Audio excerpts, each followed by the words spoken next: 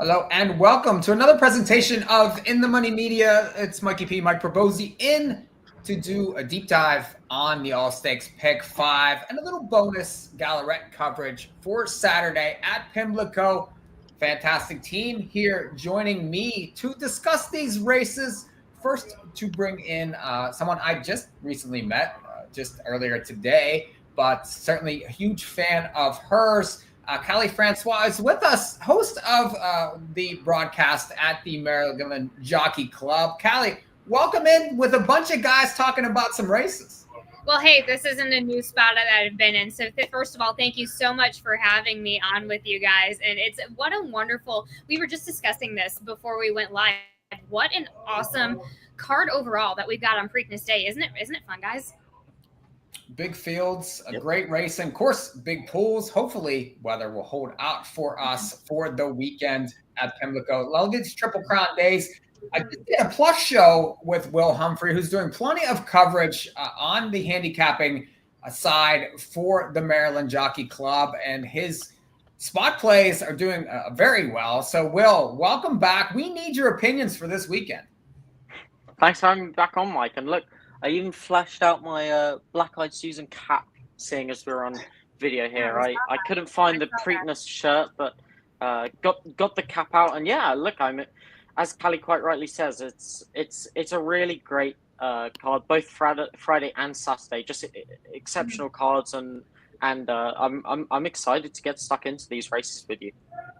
I went and got my Pimlico hat too, just for this occasion. Jackson Muniz is also with us. Jackson doing his work on America's Best Racing and his show that he has there. But I have him on plenty to do plenty of work on the handicapping side for the network. Jackson, I know these Triple Crown days get you fired up.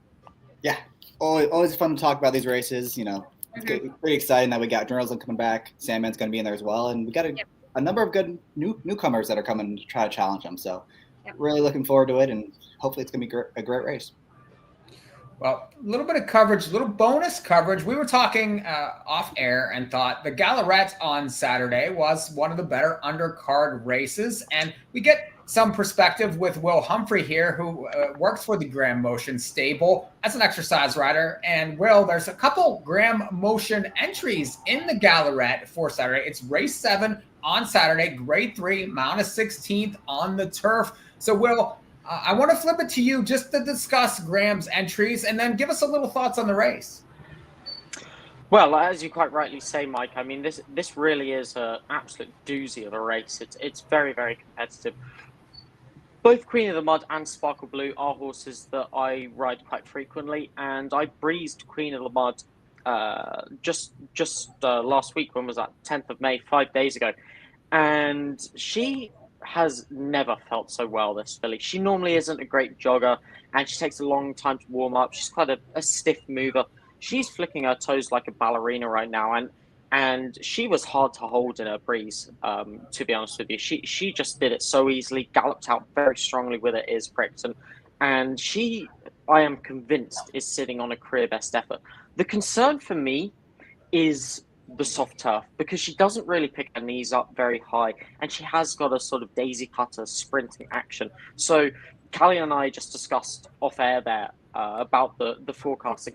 She's hoping that it's going to be on closer to good ground than it is soft ground. So that's what I want to hear, because I think that Queen of the Mud really does want to hear her feet rattle underneath her.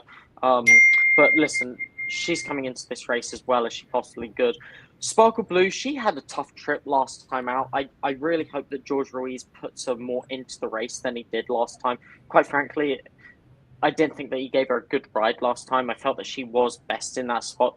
She's come back and worked really well since, and she's proven herself on soft turf. So that's definitely not going to be a problem for her. I think that 5-1 is a generous price on her, considering her overall profile and what she's done throughout her career. She's made over $1 million. I mean, she's a really, really cool horse.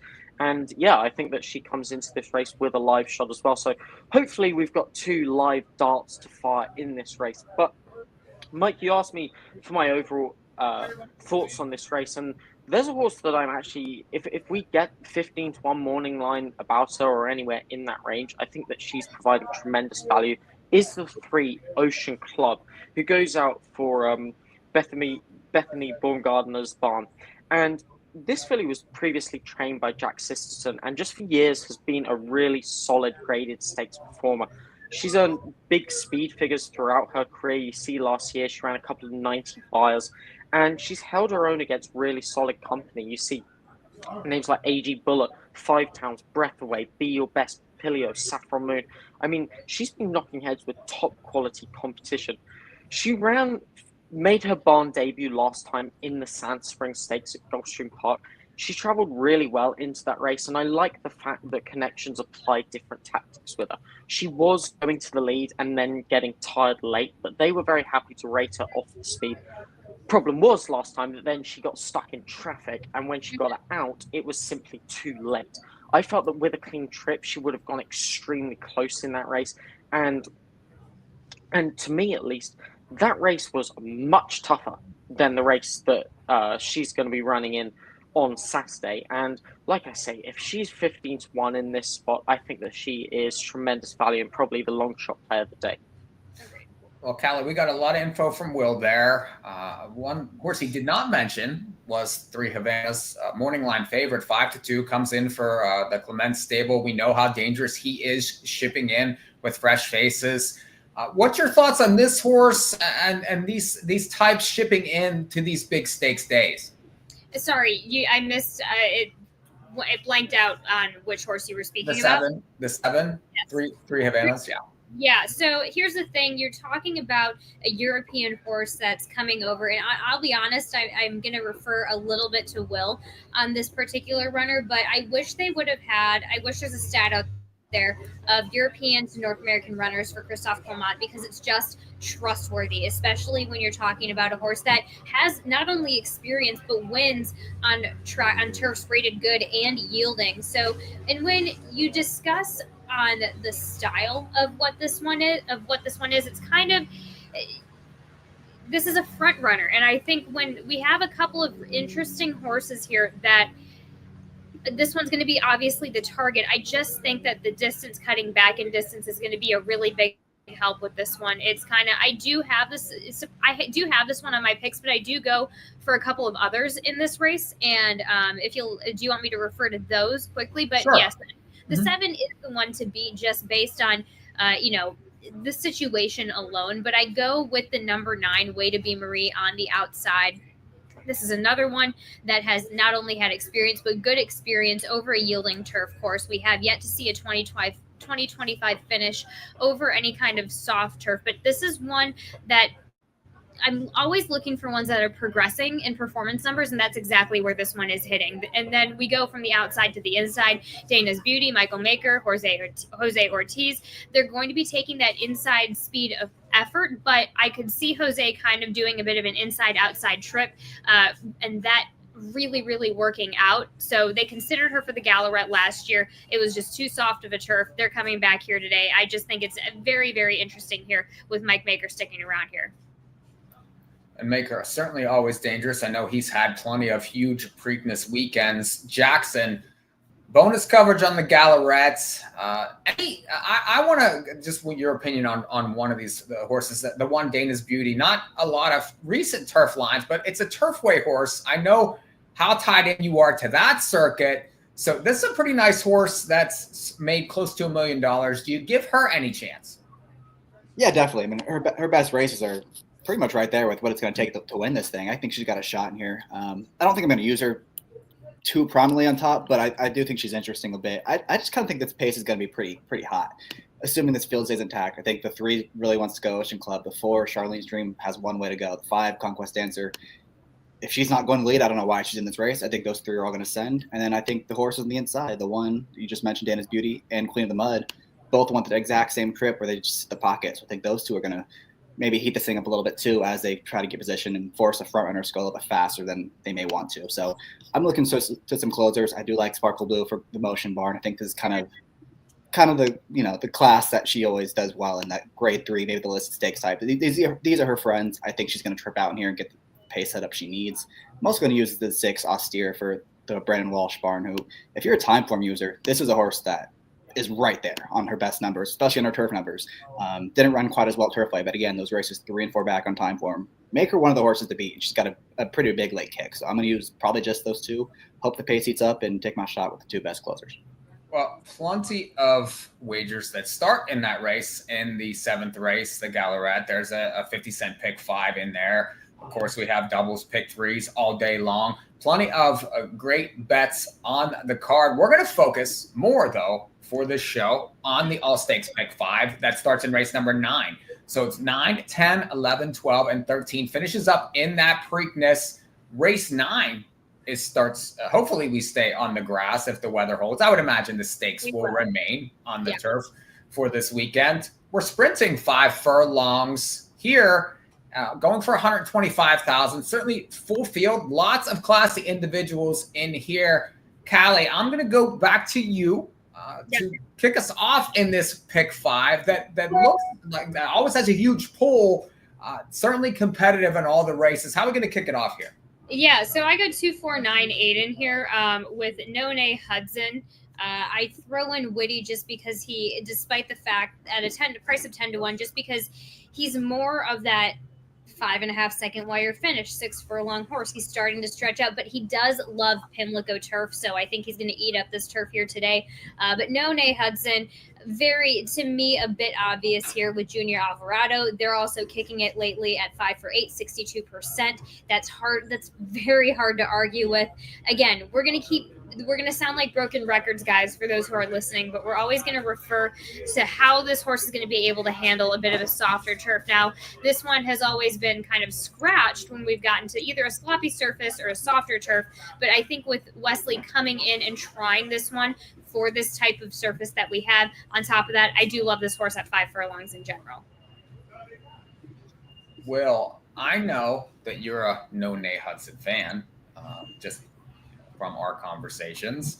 Do you agree with Callie in here, or are you going a different direction? Shock of all shocks, I actually left this horse off my ticket. Wow. I know. Look, I mean, I fully respect him in here, no doubt, but I just always a little bit cautious of horses that only seem to win once in a blue moon, and he won last time out. And secondly, when horses pair up their buyers and then improve, I always think that they're liable to step back. And at 5 to 2, I don't think that he really stands out above this field as much as his 5 to 2 odds would suggest, quite frankly. He comes back off of Lasix today. And yeah, I just think that he is beatable in this spot, although I completely respect him.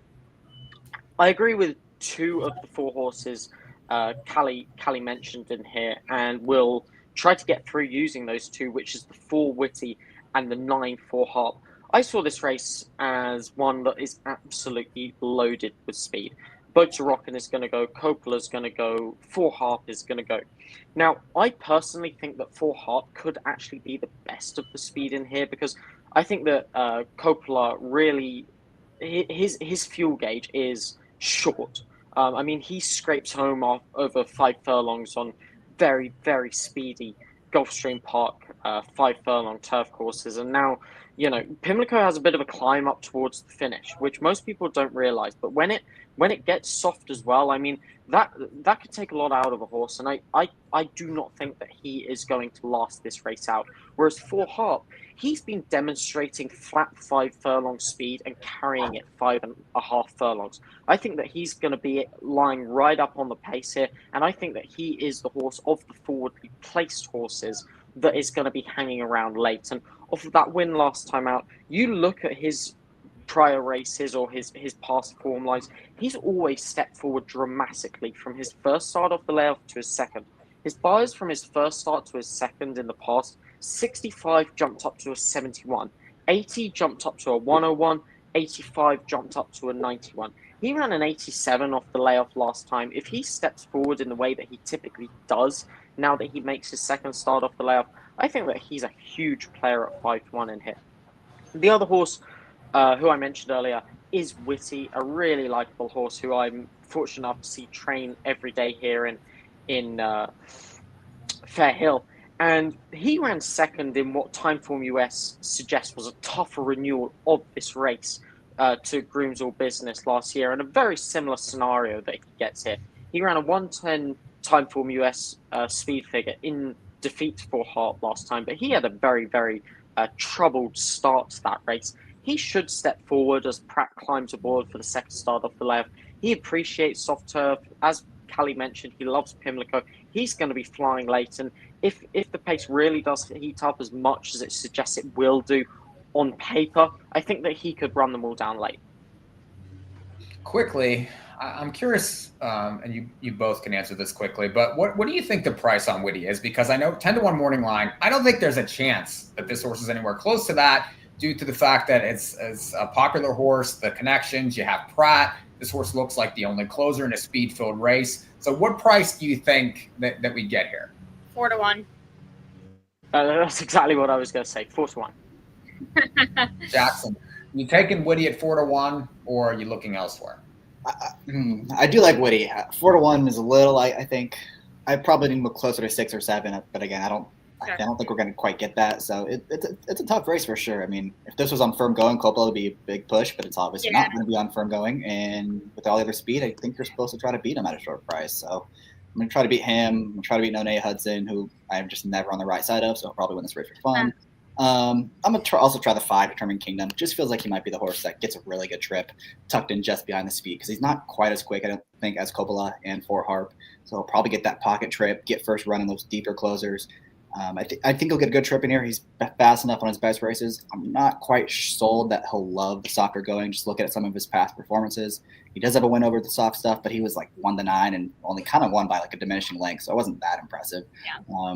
So I'll use him a little bit, and then the 8 is another one, Mattingly, who I think might get that second, that pace pressing trip that might get the first jump on the closers. But he's another one I'm not quite sold is going to love the softer stuff. So not a super confident race for me. I'm probably going to try to get by with just those 3, the 4, 5, and 8 at some prices. Go ahead, Will. No, I was just going to say, if you look back far enough in Determined Kingdom's form lines, you'll see that W. Humphrey actually won on him at 10-1 back in 2022. How about that? I love that. You got to do deep in those form lines to find some W. Humphrey wins. My thing with Coppola is, I do think he's short on the morning line, but it's interesting that they bring him right back. I do think that he has a little bit of a class edge over a lot of these horses, and I do think he wants straight 5. Now, I know that this course is not necessarily plays as a straight 5, but he gets a new rider. I do think he could be the speed of the speed. I do think he drips off this 2-1 morning line. He's not going to be 2-1 in this race. He's going to be far higher than that. I think this race is going to get bunched around. A lot of horses are going to take money in here. So I don't know. I just think a lot of people will dismiss this horse because the fact that he's quit his last couple races. But he's got a lot of class to him, and I do think he is the speed of the speed. I do think Whitty is overbet in this race and probably is better served to be playing underneath. So an interesting race to kick off the pick 5, all stakes pick 5 on Preakness Day, and that starts 3:33 Eastern time on Saturday. Let's go to race 10 and straight 3-year-olds. The Sir Barton, they're going for 100,000. Jackson, do you know who won the Sir Barton and then turned around and won the Belmont? I didn't prep you. No, a gray horse. 70-1. That makes me feel better that I didn't answer that question either. It was actually Saraba, but it was a long time ago. It may be before a little before my time, I think. Yeah. Who do you like here? I think this is my best opinion of the day. I think Invictus is going to win this race for fun. He's not going to be any great kind of price, but I just think he's the horse in this one. I think he's really a top prospect for the Brad Cox barn. I love what he did last time. He broke super sharp, broke on top of that field. Pratt kind of dragged him back, just let him gallop, get into a rhythm on the outside, and then once it was time to go in the stretch, he ran away from that field, was running away at the end. Campbell's a pretty good horse. A lot of horses come out of that race to run well. Everyone has improved their buyer by at least 10 points out of the 3 run backs. I just think that number is probably a lot better than it looked. He's a horse that's going to love more ground. I just think he's better than this field. I'm not going to mess around trying to beat him in the spot. I'm going to key him on top and everything and single him in all horizontals. Does it concern you that they added Lasix last time, coming off Lasix here? You give any credence to that at all, or is it something you just totally ignore? It's in the back of your mind, I guess, a little bit, but it's not really something you have. Like, you have no control over. There's no way for you to like guess if this horse is going to need it or not need it. So I'm going to pretend like it doesn't matter. I do think that he will play pretty low in Maltese. A lot of tickets will run through him. Callie, any alternates in this race? Are you for or against Invictus? I'm for Invictus. Again, I agree. I think he's going to be winning for fun here. I give you a price underneath of 15-1 in Best Friend Rocket for Lucas and Juarez. Coming back off of just, yes, it's not a great excuse, but I do think the turnaround that Lucas can do on horses like this is something definitely to consider. On top of the fact this horse is coming back and showing he's in right form. He's coming off of the layoff. We've seen this individual come off of the layoff relatively well. I think for a price of 15-1 underneath. But yeah, Invictus, I go all the way. Well, your thoughts here? Yeah, Invictus is a very logical, obvious horse. 1.2 million out of Serengeti Empress, Kentucky Oaks winner. Fantastic pedigree.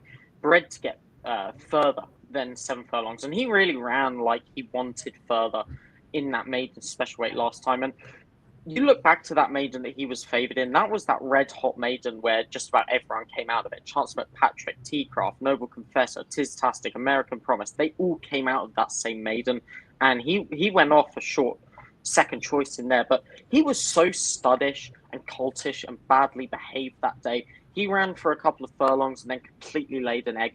I think that he got absolutely zero out of that race. I would say he absolutely learned nothing, and it was just like a non-event for him. So you can almost look at that Keeneland race last time as his career debut, and he ran a 90 buyer beating Camp Hale, who had been beaten 4 lengths in the Tampa Derby before, just behind Owen Almighty. I mean, Camp Hale is a really, really good horse, and Invictus swatted him aside on what essentially was his career debut. As regards your comment with Lasix, I completely do not think that is an issue whatsoever.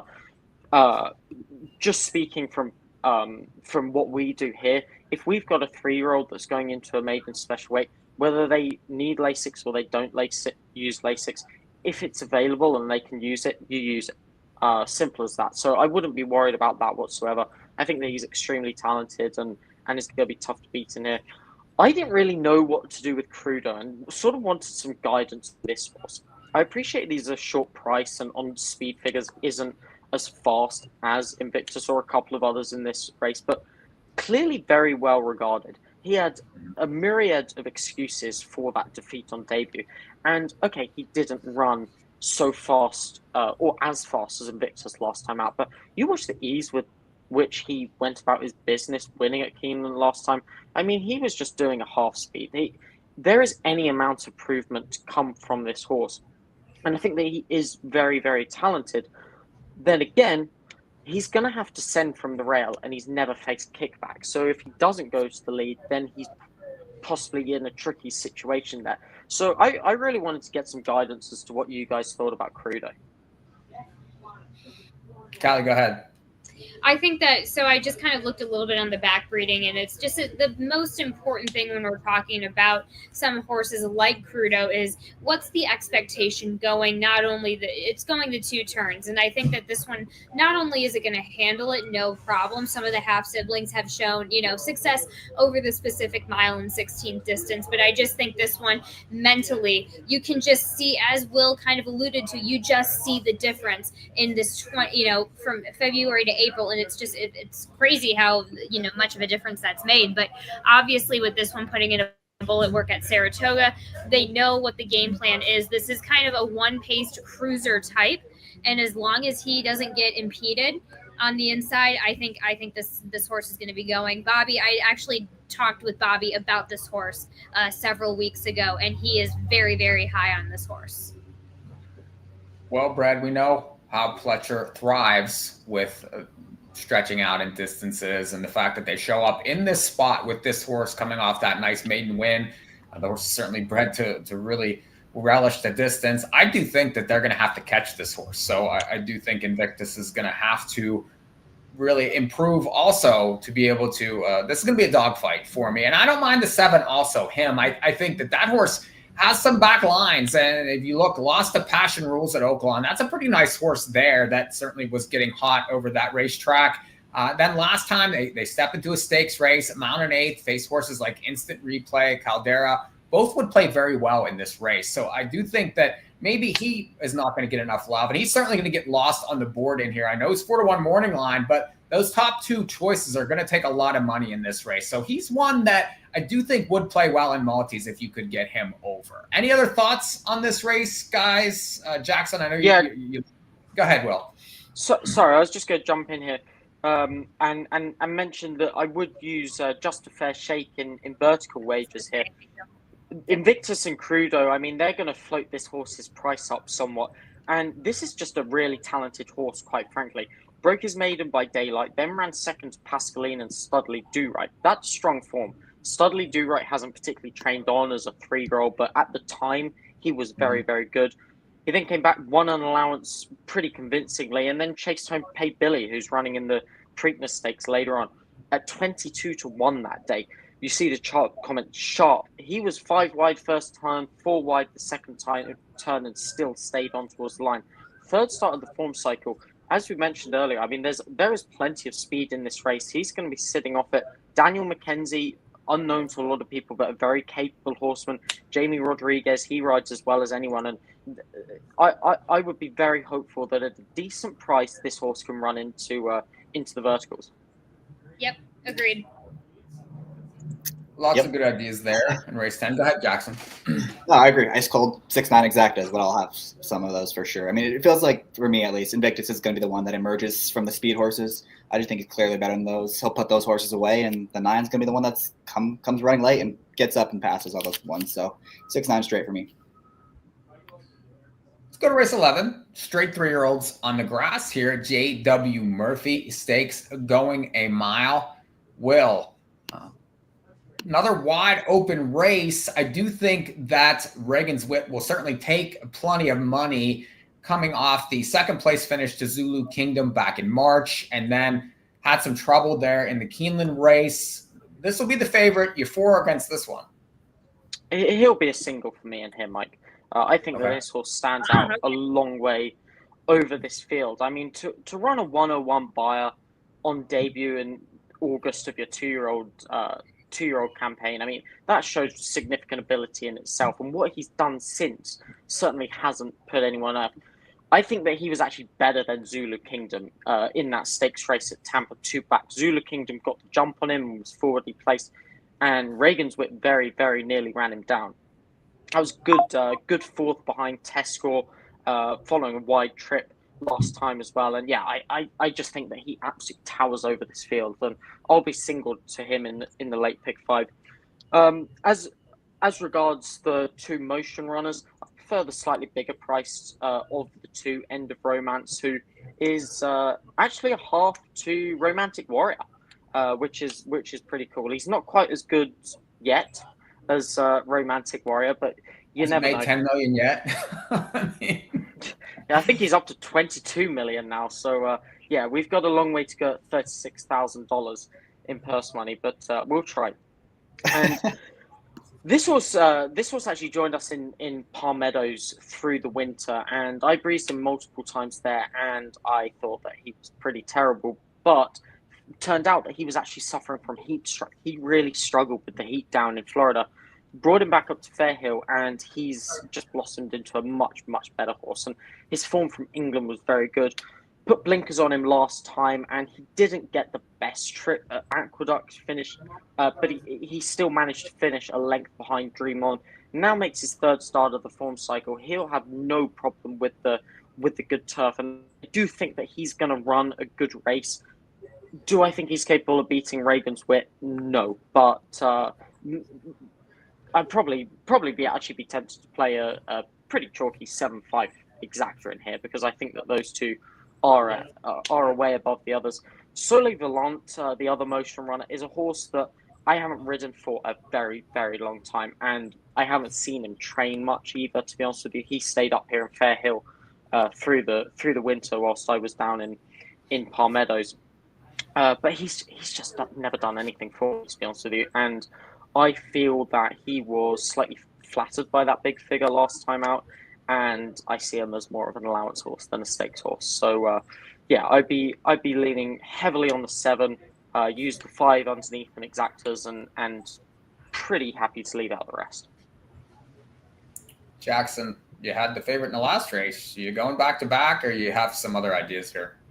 We'll get a little more creative in this one. Reagan's Wit's interesting. I just didn't see a huge excuse last time. I mean, he was favoring that race, and he ran fine, but he was pretty well beaten in the end that day. And I thought he got a decent setup at least.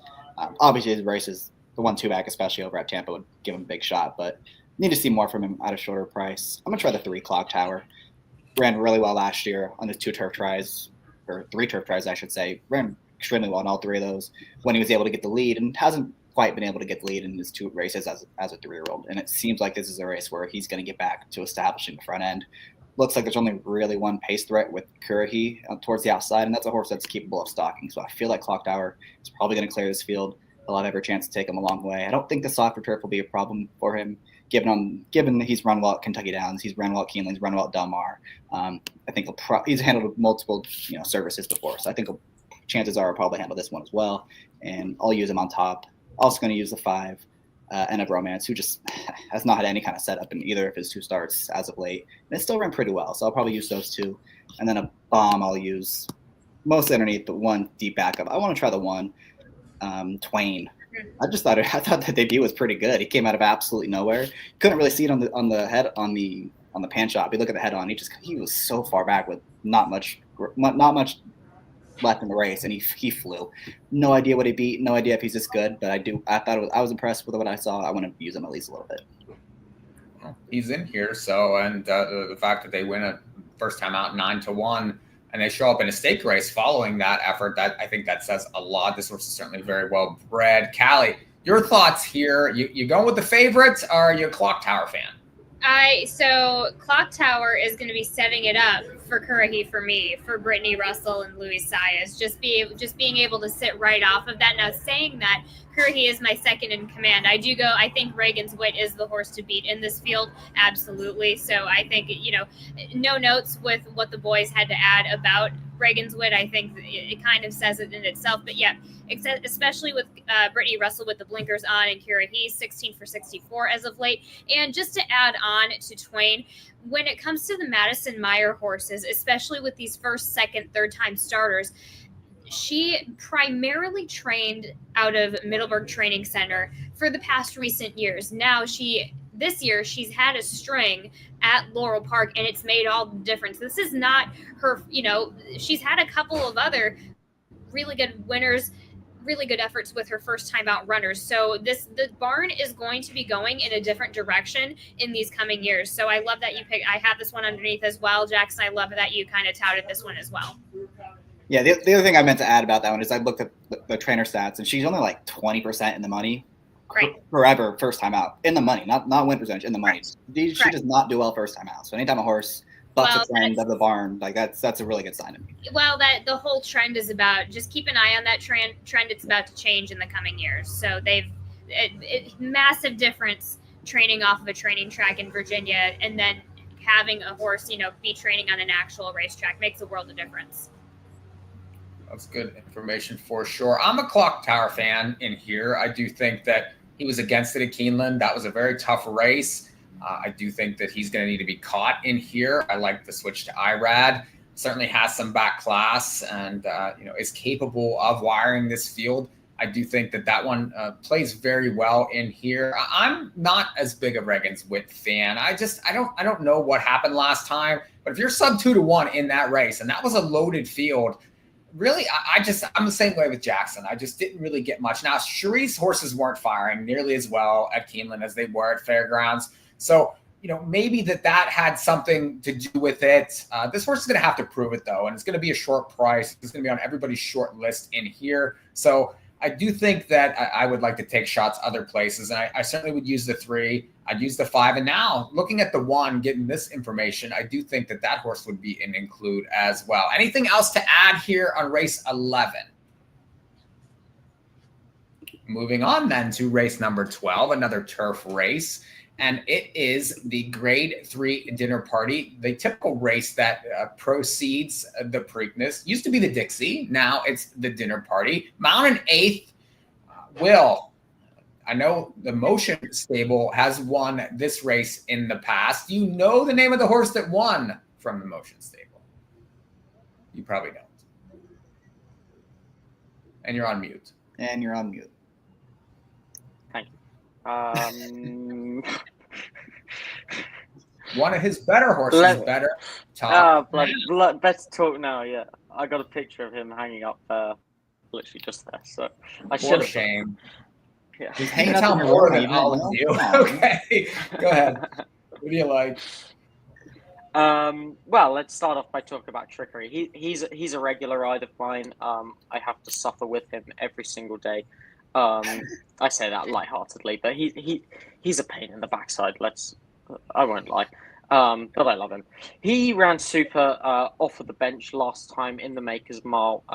First start against older horses, and no one was beating Carl Spackler that day. I mean, Carl Spackler really does look like the best older turf ground horse in America right now, and quite frankly, to finish 4 1/4 lengths behind him off the bench in that scenario, we were absolutely delighted with him. And Integration then came back and improved his bias speed figure to a 96 the next time. So there's plenty of things to like about that comeback effort. The thing with Trick is that it's extremely hard to tell whether he stepped forward for that run, because he is such a lazy workhorse that he works the same every time. And quite frankly, he works like a $5,000 claimer every single time. So I don't know how much he stepped forward, but we would like to think that he has stepped forward somewhat for that run. And the whole idea of bringing him here was to give him a confidence boosting, hopefully win in a spot where he would be favoured. Doesn't actually quite look like we're going to get that scenario, because this race has come up like a really tough sort of Grade 2 as opposed to a Grade 3 race, and then he's been stuck out in the parking lot with gate 13. So lots of things against him here, and as much as I hate to say it, I think that he's a beatable favourite in here. I mean, I did use him in the money grid picks. I stuck him in 3rd there. And I do think that he's definitely a live player in here, but I did not end up putting him on top. The horse I came down on top was Fort Washington, who has just really impressed me recently. I mean, this horse just never runs a bad race, and has been closing into some relatively modest fractions recently at Gulfstream. Was beaten just 2 1/4 lengths in the Pegasus Turf 2 back, and then got up to beat Major Dude by a nose in the Canadian Stakes Grade 3 last time. And when you look at this horse's speed figures, 95, 96, 98, 97 bars recently, I mean, quite frankly, I don't know whether we're going to get the 5-1 morning line, but when you compare those speed figures to Trickery's, who's half the price, I mean, Fort Washington just really does look a very logical contender here. And I think that this turf course is going to play more to his running style than Gulfstream Park has done recently. I'm also interested in the 9 Irish Aces. Now, this horse has always been very capable and very good and run speed figures that entitle him to be very live in here. Only lost by a neck to Fort Washington 2 back. Blinkers then went on last time, and I felt that he stepped forward somewhat. I know that was dropped back into an allowance race, but I did like the addition of Blinkers. I thought that he raced very well, showing a new dynamic, going gate to wire that day. And I think that they could potentially have unlocked a new level from this horse. I'd be interested to see where he's positioned in this race, because we know that he doesn't need the lead, but he's shown plenty of speed in the Blinkers last time. So I'm hoping that Rispoli can work him into a comfortable position. Interesting that Rispoli is taking the mount on this horse. And I think that at 10-1, he represents great value in here. And yeah, I mean, there's plenty of other ways you could go in here. I think Signator is a bit interesting. Balankov, last year's winners, are interesting. Cash Equity at 15-1, he interests me somewhat, but I'd heavily lean on the 10 and the 9, and by default or out of necessity include Trick on there as well.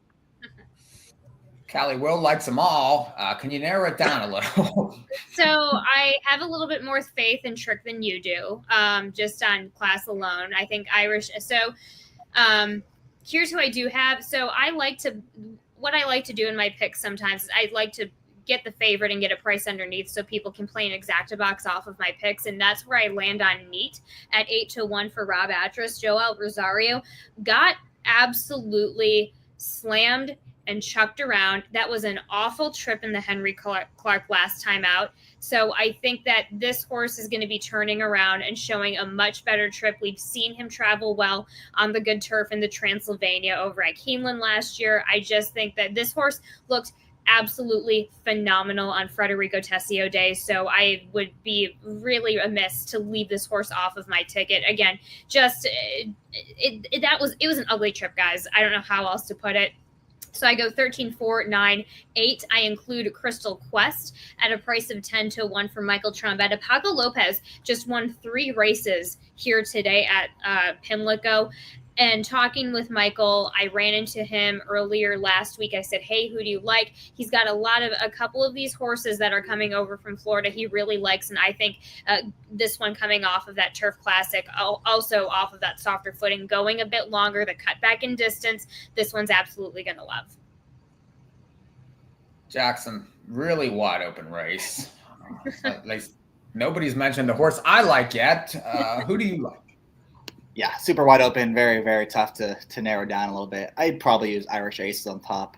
Don't think he's going to be 10-1 in here, but he just seems like he's going to get a really good trip because there's not that much speed for as big as this field is. And he's a horse that is going to be either be a part of it or he's going to sit just off the pace. So he's probably supposed to trip out in here. He's got plenty of numbers that make him very competitive. He'd be the one on top for me. I agree with the 8. Crystal Quest, who took a huge step forward from 3 to 4. That's what you want to see, right? You want to see the improvement from 3 to 4. He did just that, got a career top. He can move forward. A little concerned about the pace for him because he is so pace dependent as a deep closer, but I'll use him a little bit. And then I'll use the 5, Abumar, Jose Ortiz, Savvy Joseph, another one I don't think he will be 20-1, but he's just supposed to get a really good trip in here as well. And, you know, I think he was the one that broke our heart, Mikey, when we had the coast to coast last time and just didn't quite get out of the pocket in time. But he's supposed to move forward off the bench. He's handled soft going. Needs to step forward a little bit, but he's another one that just is supposed to trip out in this race. So I'm going to go 9 on top, a little bit of 5 and 8 as well. Yeah, there he is, the 5. Abramar, definitely a big fan of this one. Look at the race last year on this day and raced really well to be 3rd when having major trouble over the track. And then I thought raced pretty well in a lot of classy races last year. I mean, that Ellis race was solid back in August. Nashville Derby, that's a $3 million race. This horse led in there and it raced really well at a big price and came back. And Jackson mentioned the trouble. I think this horse classes up, probably improves over the track. And this horse is going to play very well in multis off that 21 morning line. So that's the thing. I mean, when you have a horse like this in a wide open race, a lot of people gravitate to those lower morning line horses in wide open races because they need help. So they're going to gravitate to those horses that are lower on morning lines and throw them on tickets. So I do think that horse plays really well in this race and certainly can be used on top, but also underneath. I think Boundicoff's a must use, though. I mean, that was probably his best race that he ever raced last year, I thought, in this race. And I know it was a soft turf, but this horse was shot out of a cannon. That was extremely impressive. He runs big numbers. I know he needs things to go his way. He doesn't win much, but I do think it's interesting that they show up back in this race and there's going to be cutting the ground again. He's impossible to leave off tickets. I think you have to have him in here. Very wide open spot, though. Can go a lot of different ways in here. You better be spready if you're going to get out of this race in the pick 5 to head to the Preakness. Any other thoughts in here, Will? You got anything else for us, or should we move to the big one? Muted again. That was twice. Come on, man. He's on the JK mute plan right now. Let's go to the Preakness. Grade 1. Mount 316, second jewel of the Triple Crown, and journalism comes off the second in the Derby and will be a big favorites. Callie, I know Jackson loves journalism. I know Will is on somebody else, but I want your take on the Preakness this year. Big favorites. What's your thoughts? Sorry, I'm a bandwagon girl, but not only am I a bandwagon girl, specifically just because it's journalism, I think Michael McCarthy has got this horse really. I trust in Michael that we're going on the quick turnaround and we're going to do it well. He traveled so well on that off track last time out at Kentucky. I just think with you know, we're going to be, you know, the track is, I'm sitting here and looking at the track. They've raked it back. It's already looking better as long as we don't have any more rain coming in. This is a very trustworthy horse. He's been consistent throughout his whole career. I don't see anything changing when it comes to journalism. So obviously there's plenty of speed in the race, lots to set up his run. And I do think that he will come running in here. But how do you envision the race setting up? Do you think that? Yeah, so he's going to be placed a little bit more forwardly. We're like what we saw over in California. We're not going to be getting that, you know, very dramatic wide trip a little bit further back in Kentucky with all of those horses in it. Listen, this pace, there are going to be a lot of horses going for it or just sitting off of it. This energy is going to be very, very buzzy. Now, I understand, you know, if you're comparing, you know, Kentucky Derby to Preakness, you see, you know, you open up the 46, but it was a very controlled 46. This will be like a 47 situation, but they will be completely on top of each other. There is going to be no room for any type of, the horses aren't going to have any time to really catch their own breath or breathe. Just take a breath. And that's where you've got to look which horses are getting gritty on or near the front end. And so I'm assuming you want me to go for the rest of my picks. That's where I go with River Thames underneath. I think Pletcher made the right decision, because if he ran that horse in Kentucky, that horse would have bounced aggressively. So what I got encouraged by one thing, at least in the bluegrass. So when Burnham Square came up on his outside to overcome him, when this horse, I thought this guy was done in the bluegrass, but when Burnham Square came in the outside to get past him, that's where this guy showed a little bit of heart, even still continuing to stretch out in his career. So again, Pletch actively smart and not, you know, having this horse skip the Derby. And of course, we can forgive him in the Fountain of Youth for just honestly being tired, stretching out yet again. So I think, you know, this guy, he keeps stretching out, but Todd targeted him for this race. So you got to give him a little bit of respect here. Goal oriented is still, I have him in my picks, but he's still a little bit of a question mark to me. I'm wondering if he's going to bounce a little bit. So obviously, with what Bob said about this horse, even though he took the lead last time out, he doesn't think that this horse needs it. So he's kind of upset. He's not upset, obviously, but he's not loving that inside post for goal oriented. So I'm wondering, you know, Pratt is just going to have to work out one of those sneaky trips casually to the outside by the backside time. And then when it comes to a long shot, we will get to Clever again. We'll talk Clever again soon, but I leave that guy off of my ticket and I go with the local favorite in Pay Billy. So he's the long shot. I've watched this horse's career throughout Maryland, and it's not, you know, this is the type of dynamic that we're getting into Preakness that Pay Billy at a price of 20-1 could very much handle. He's been in dogfights for a couple of these efforts. He's got a really good excuse in the Miracle Wood. In fact, I was talking with Michael Gorham this morning at the Alibi Breakfast, where in the Miracle Wood, he put too much of a blinker on him, essentially. So he kind of got a little bit hot under the collar. And then Raul, when he got to the top of the stretch, when I saw it, I said, oh, Raul got very, you know, confident and kind of got sleepy on the front end, thinking he had the race in hand when Forest Boys came to his outside. But really, Raul was just trying to give this horse a chance to just catch a breath after being so sharp and on it with those fuller blinkers in the Miracle Wood. And so we discussed a horse in Just the Fair Shake that he ran against an earlier race in one of these recent races. So this is my argument for the local horse underneath. I think people will be surprised by how well this horse runs. Well, I know you like a different horse in here, and Callie mentioned we'll get to Clever again. Well, that's your top pick.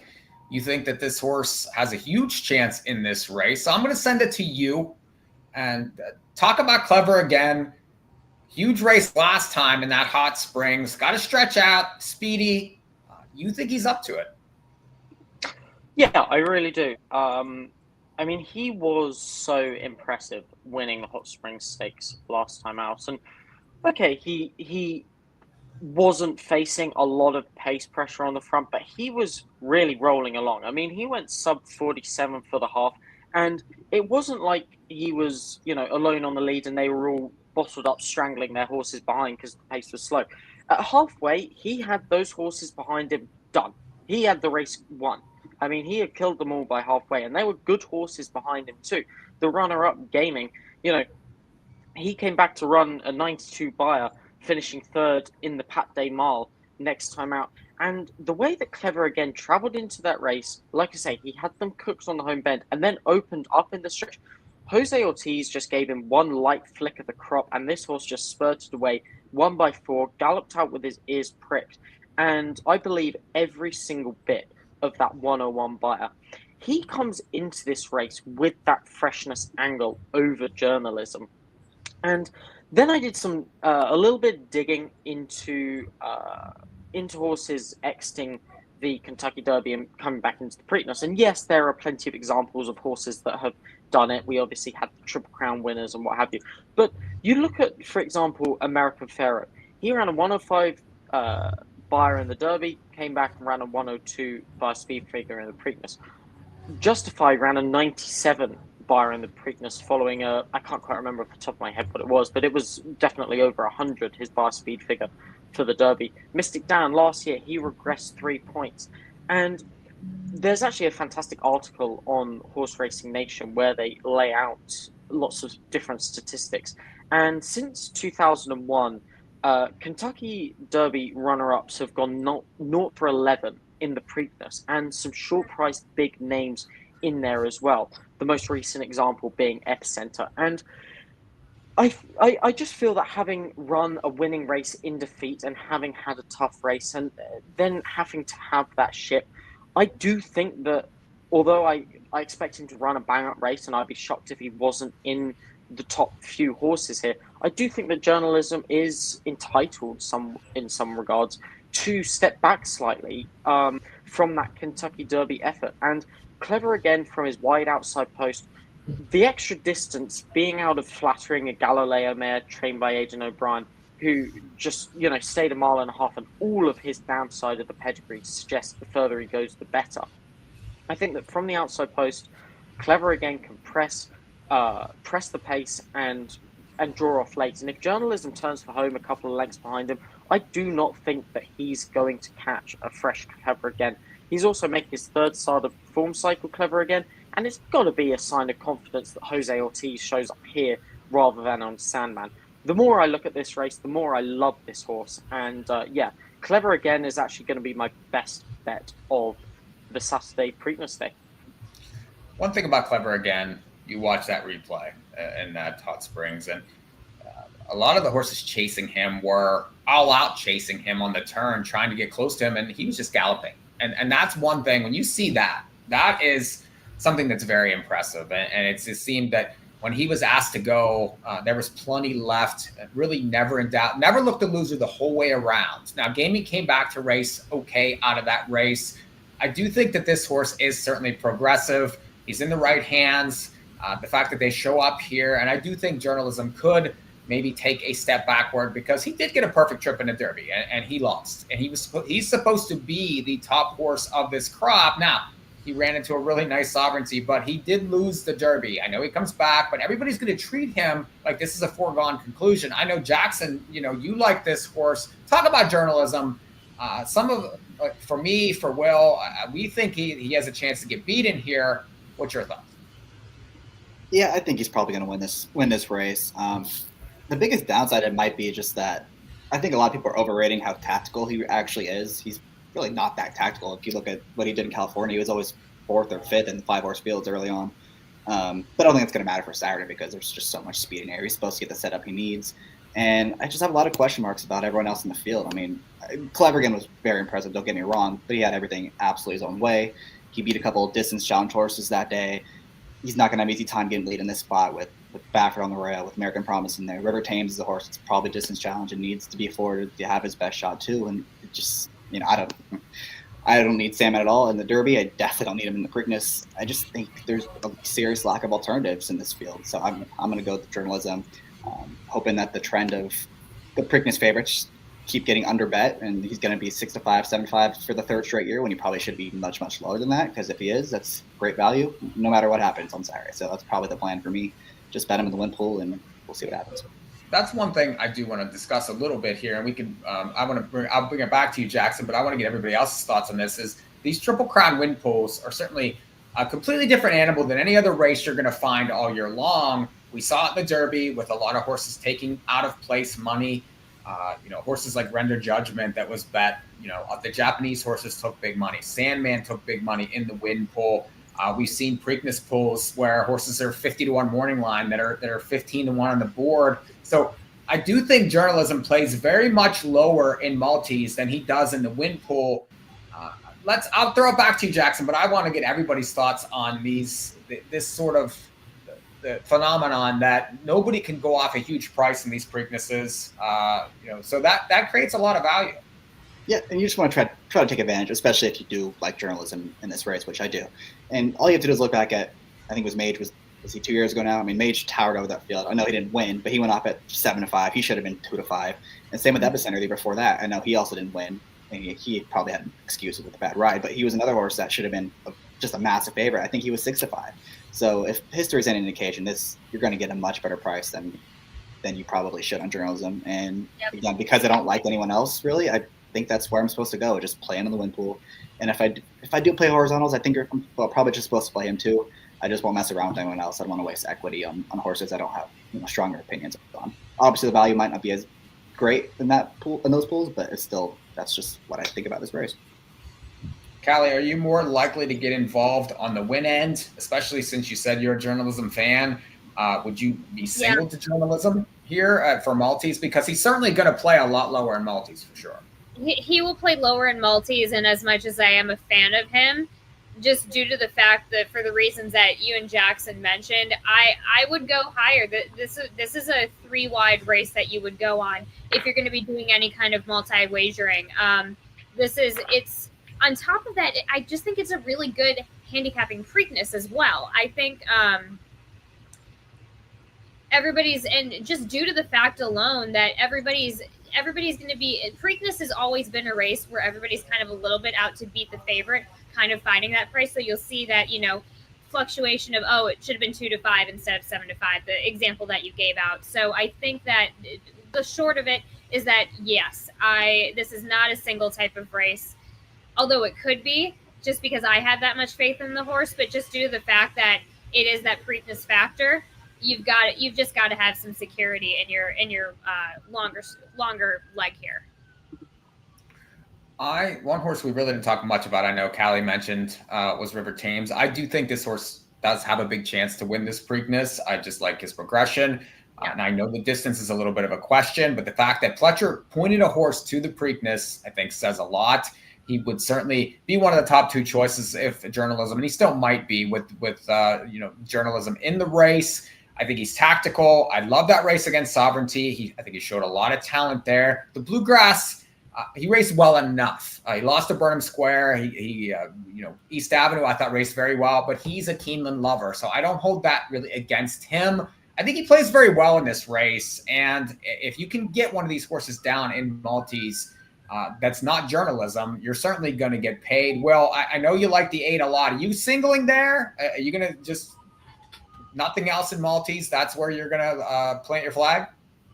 Yeah, I don't really quite know yet how I'm actually going to attack this card, and I'm probably going to wait to see what the weather does, to be honest with you, see how these turf races hold up, and until I decide really what sequences I'm going to play, if I'm going to play any horizontal sequences at all. But just expanding on your River Thames point there, Mike, I actually completely agree with you on River Thames. I didn't feel that he was at his best in the Bluegrass last time. I found that he just sort of lacked a finishing punch that he really had shown in his last 2 starts. I think that he's better than that, and he's shown that he's very, very comfortable just sitting off the pace there.